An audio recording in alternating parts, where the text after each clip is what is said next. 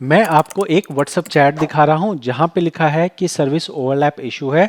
Can you help me to fix it, I can pay you for it. तो ये जो problem है, ये जो परेशानी है, ये बहुत कॉमन परेशानी है। हो सकता है आप इस बारे में ना जानते हो, तो मैं पहले इस चीज़ को समझा देता हूं। देखो, पीएफ ऑफिस के अंदर सिस्टम ये है कि भाई एक टाइम पे एक जगह नौकरी करो, ठीक है। एक जगह नौकरी करो, एक जगह आपका पीएफ जमा हो, कोई प्रॉब्लम नहीं है। ये आपकी कंपनी नंबर 1 हो गई, ठीक है। यहाँ पे आपकी डेट ऑफ ज्वाइनिंग है, यहाँ पे आपकी डेट ऑफ एग्जिट है, ठीक है। Date of joining, date of exit. PF office का कहना है कि भाई साहब, ये जो कंपनी है ना, इसके बाद जो अगली कंपनी आएगी उसकी जो डेट ऑफ ज्वाइनिंग है वो इसके बाद ही होनी चाहिए। समझ आया? मतलब आप एक जगह नौकरी छोड़ो, उसके बाद ही दूसरी जगह नौकरी ज्वाइन करो। बहुत बार क्या होता है, पीएफ में मेंबर क्या करता है, मेंबर यहाँ पे बाद में जानकारी देता है, वो पहले जाके ज्वाइन कर लेता है। मतलब किसी भी हाल में, चाहे कंडीशन कोई भी हो, डेट ऑफ एग्जिट के बाद डेट ऑफ ज्वाइनिंग आ रही है तो बिल्कुल सही है, नो प्रॉब्लम। लेकिन अगर ये डेट ऑफ ज्वाइनिंग जो है वो पहले हो गई, डेट ऑफ एग्जिट बाद में आई, तो ऐसे में इस चीज़ को बोला जाता है सर्विस ओवरलैप। और ये सर्विस ओवरलैप पीएफ मेंबर के लिए बहुत बड़ी सरदर्दी है, बहुत बड़ी सरदर्दी। तो डियर पीएफ मेंबर सीरीज़ में ये बताने का पर्पस बहुत इम्पॉर्टेंट है कि भाई किसी का गलत हो जाता है तो उसको ठीक करने के लिए लोग मारे मारे फिरते हैं। लोग 5,000 देने के लिए तैयार हैं, 10,000 देने को तैयार हैं, 15,000, 20,000, 25,000 देने के लिए तैयार हैं कि किसी तरह से हमारा जो है ना ये सर्विस ओवरलैप ठीक कर दो, क्योंकि हमारी बैकग्राउंड वेरिफिकेशन में प्रॉब्लम आ रही है और बैकग्राउंड वेरिफिकेशन गलत होने की वजह से हमें नौकरी नहीं मिल रही।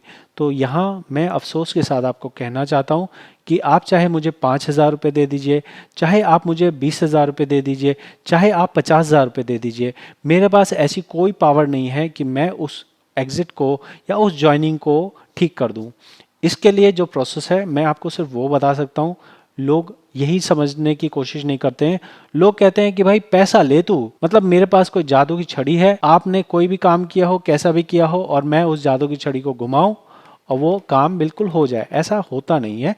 मैं आपको तरीका बता रहा हूँ, तरीका समझ लेना है आपको किस तरह से ये होगा। जैसे मान लीजिए, अब इस केस में देखते हैं कि भाई डेट ऑफ ज्वाइनिंग जो है ना वो पहले आ गई, डेट ऑफ एग्जिट बाद में आ गई। इस केस में क्या होगा, इस केस में दो कंडीशन हो सकती है। पहली कंडीशन ये है कि जो डेट ऑफ एग्जिट थी ना, वो जानबूझ के पीएफ जो कंपनी थी पहले वाली, उसने बाद की डाली। मतलब आपने नौकरी तो छोड़ दी थी अप्रैल में, लेकिन उसने जुलाई की डाली। तो अगर जुलाई की उसने डाली है तो इसको ठीक करने का काम आप कंपनी नंबर 1 के बिना नहीं कर सकते हैं। कंपनी नंबर 1 की सहमति नहीं होगी तो आप नहीं कर पाओगे, ठीक है। दूसरा पॉइंट ये हो गया कि भाई साहब, आपने क्या किया कि आप घर से काम कर रहे थे, तो आपने एक्चुअल में वहाँ जुलाई में ही छोड़ा है, यहाँ आपने अप्रैल में ज्वाइन कर लिया, ठीक है। अप्रैल में ज्वाइन कर लिया और यहाँ पे जुलाई में ही छोड़ा है, तो 3 महीने का पैसा यहाँ भी आपने उठाया सैलरी, और 3 महीने की सैलरी यहाँ भी उठाई, ठीक है। तो ऐसे में क्या होगा, ऐसे में आपके पैसे जो हैं जमा हुए हैं, तो आप इस एग्जिट डेट को सुधार नहीं कर सकते हैं, ना ही इस ज्वाइनिंग डेट को सुधार कर सकते हैं। ऐसे में बैकग्राउंड वेरिफिकेशन अटकेगा, और बैकग्राउंड वेरिफिकेशन अटकेगा तो आप उसका कुछ नहीं कर सकते। ऐसी कोई पावर नहीं है जो आपके इस ज्वाइनिंग डेट और इस एग्जिट डेट को ठीक कर दे। लॉन्ग प्रोसेस है। लॉन्ग प्रोसेस में क्या है, कंपनी बताए कि भाई साहब हमने इस तरह से मिस्टेक कर दी है, मिस्टेक करके हमने मेंबर का इस तरह से कंट्रीब्यूशन जमा कर दिया और अब हम इसे मॉडिफाई करना चाहते हैं। इतना लंबा प्रोसेस कोई कंपनी नहीं करती। कंपनी बोलती है भाई मैंने तो सही किया है ना, तो मैं आपको किस बेस पे ये लिख के दे दूं, किस बेस पे मैं आपका ये कर दूं। तो ओवरलैप मतलब मैं समझता हूँ कि बहुत मुश्किल सिचुएशन होती है। आप क्वालिफाइड हैं, आप पढ़े लिखे हैं, आपके पास एक्सपीरियंस है, लेकिन जब आप जॉब पे जा रहे हैं, बैकग्राउंड वेरिफिकेशन के नाम पे आपको हटा दिया जा रहा है। तो इसके लिए आज के टाइम पे 2024 में ये ट्रेंडिंग टॉपिक है, ट्रेंडिंग प्रॉब्लम है।